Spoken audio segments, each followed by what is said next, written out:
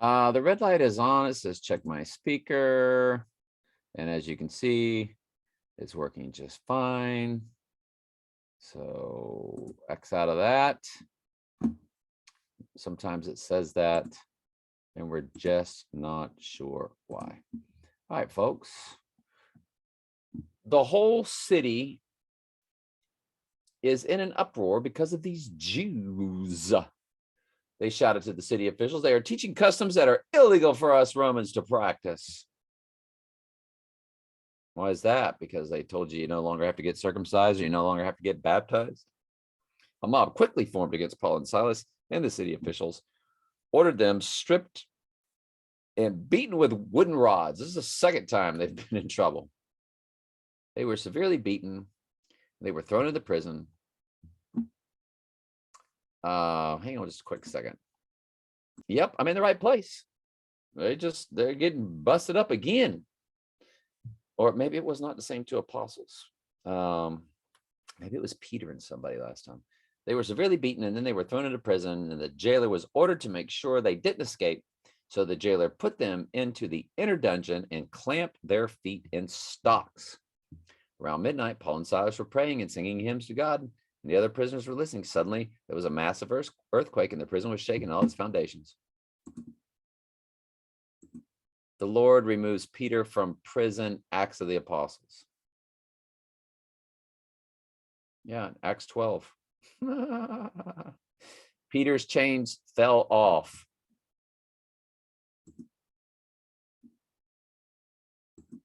Paul escapes prison, Acts 16.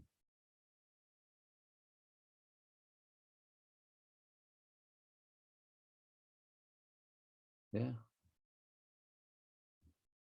It's so interesting, isn't it? Love it. So, and other prisoners were listening. Suddenly there was a massive earthquake, and the prison was shaken at its foundations. All the doors opened immediately, flew open, and the chains of every prisoner fell off. Every prisoner in this one. The jailer woke up to see his prison doors wide open. He assumed the prisoners had escaped, so he drew a sword and killed himself.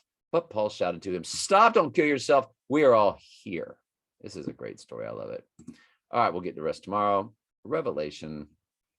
And we do transition to Revelation 17 today. So we start to get into what I call the end of the book of Revelation today.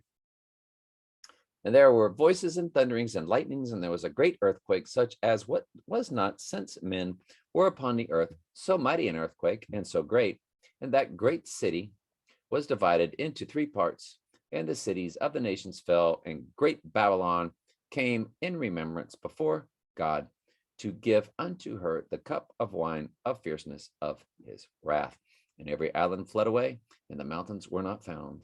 And there fell upon men a great hail out of heaven, every stone about the weight of a talent, and men blasphemed God before the plague of hail, for the plague thereof was exceedingly great. So, your fallen angels are now trapped in human bodies, and they're having to put up with all this badgering the Lord is doing to them, as these demonic entities have manifested in humans. So go back to The Exorcist, go back to the movie Venom, which is what it'll be like, and think about now in the movie The Exorcist, God, what was her name? Reagan. Reagan is getting blasted by rocks and all these plagues, these boulders. Book of Revelation, chapter 16. How much does a talent weigh? About 75 or 100 pounds. So imagine Reagan, the girl in The Exorcist, getting pummeled by 75 to 100-pound boulders, right? And we say that because it's not really Reagan anymore. It's the demons that are now trapped in Reagan's bodies, aren't they? And having to suffer like humans, because we think by now the human host probably has died off in the body. Maybe so, maybe not. Take it to prayer. Let God be true and every man a liar. And there came out of the seven angels, which had the seven vials, and talked with me, saying, "Come up hither, and I will show you the judgment of the great whore, that sitteth upon many waters. So I'm going to tell you that when you get into the end of 16 and then 17 and then 18, this is a very deep study. So I'm glad you're here. Stick it out with me. You're going to learn a lot about the whore of Babylon, the great city, the differences of Mystery Babylon and the whore. And before we get into it, I think I should go ahead and thrust each of you into, well, let's just click this button. Let's key in Revelation 11:8. And it talks about, the church, the two witnesses, for we are all kings and priests. Remember, they were represented by two candlesticks, just like the church was seven candlesticks.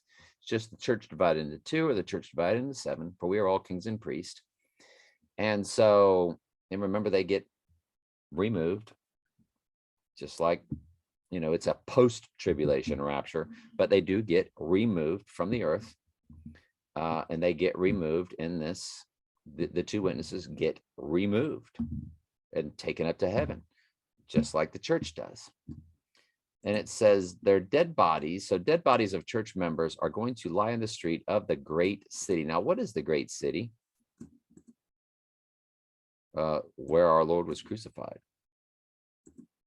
Where our Lord was crucified. Just remove that word also, because the also is in context to being called spiritually Sodom and Egypt. And we've already shown you that they've got a pyramid with an all-seeing eye on top of the Supreme Court over there in that land where Jesus was crucified.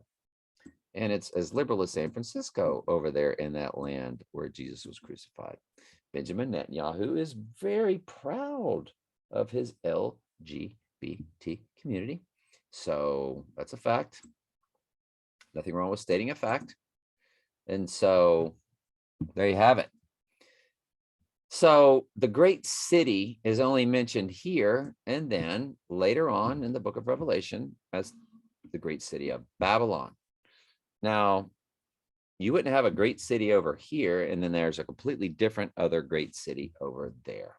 The Lord is always going to tell you where the great city is, and he did. He said it is where our Lord was crucified. And that made it ground zero for evil of the earth, because he was killed there when he came in the flesh. He was murdered there when he came in the flesh, all according to what he ordained. But just the same, the Lord also made that ground zero for the evil of the earth. So it is the great city of mystery, Babylon. It is the whore. So yeah. So anyway, I will show unto you the judgment of the great whore that sitteth upon many waters. So spiritually, it's sitting upon many waters, but it does have an actual spot too, which is where our Lord was crucified. With him who the king, and we know what that land is today, right? Because the Antichrist is on 3 temple coins over there, right? Yes. With whom the kings of the earth hath committed fornication, and the inhabitants of the earth have been made drunk with the wine of her fornication. So he carried me away in the spirit into the wilderness, and I saw a woman sit upon a scarlet colored beast. Now that woman is, of course, Queen of Heaven, Queen of the universe. It's Venus, it's Asherah, it's Astarte, it's Diana, it's Lucifer. It's the female, Lucifer is the female version of the male Satan. As he is a shapeshifter, is it any wonder that Satan can transform himself to the angel of light? Lucifer means light, and we know Venus was female. So basically, it's Satan posing as the woman, sitting upon his beastly kingdom that, of course, he offered Jesus as a temptation. Full of names and blasphemies, having 7 heads and 10 horns. So there's been 7 complete Antichrist figures. We're about to get into the Antichrist. We've already gotten into the Antichrist earlier in Revelation 13, but we're about to go into it again in tomorrow's study, that the 7 heads are the And we know that Trump compared himself to Alexander the Great and Napoleon. He said they're all cut from the same cloth in the Pizza Hut commercial. And of course, we then know that Napoleon and Alexander the Great were one of the 7 kings of Mystery Babylon. More than likely, also Adolf Hitler, definitely Nebuchadnezzar, because not all are fallen of the 7 kings. And we know Nebuchadnezzar was the great king of Babylon, ground zero for Satan's kingdoms. And yet the Lord called Nebuchadnezzar to him. And Nebuchadnezzar actually wrote Daniel chapter 4 and told of his salvation process. And the 10 horns, of course, are the kingdoms. But the 7 heads are 7 human beings throughout time.